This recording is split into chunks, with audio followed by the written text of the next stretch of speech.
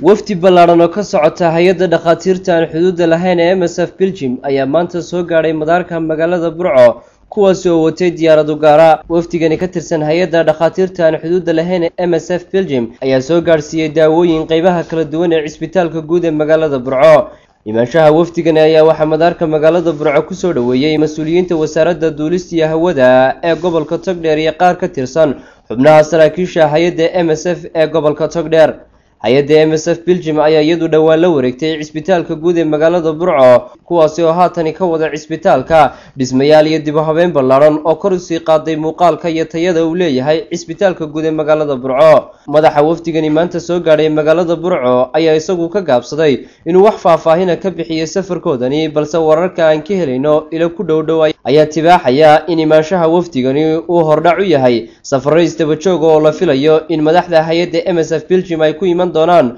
gobolka Togdheer kuwaas oo kaalmooyin soo gaarsiin doona cisbitaalka Burco, gaar ahaan dawooyinka cisbitaalka iyo dib u habeynta ay ka wadaan cisbitaalka guud ee Burco. madaarka magaalada Burco oo inta badan aanay ka soo degin diyaaradaha xamuulka ahi ayaa geesta kale mas'uuliyiinta hay'adda MSF Belgium ay qireen in madaarka magaalada Burco yahay mid ku habboon isticmaalka diyaaradaha, iyadoo geesta kalena agaasimaha wasaaradda duulista iyo hawada ee gobolka Togdheer Cabdi Yaasiin uu sheegay in madaarka magaalada Burco yahay mid ay soo fadhiisan karaan diyaaraduhu una fududeyn doonaan adeegyada madaar ahaan looga baahan yahay. waxaan u tilmaamay in safarkani diyaaradda ee mas'uuliyiinta hay'adda MSF Belgium ay ku yimaadeen gobolka Togdheer aanu noqon doonin kii ugu horeeyay, balse waxa uu tilmaamay in la filayo in toddobaadada soo socda ay saraakiil sare oo ka tirsan hay'adda MSF Belgium ay iman doonaan madaarka magaalada Burco. ugu dambeyntii safarka diyaaradeed ay maanta ku yimaadeen qaar ka tirsan saraakiisha hay'adda dhakhaatiirta aan xuduudda lahayn ee MSF Belgium ayaa isagu noqonaya mid ku dhiirigelinaya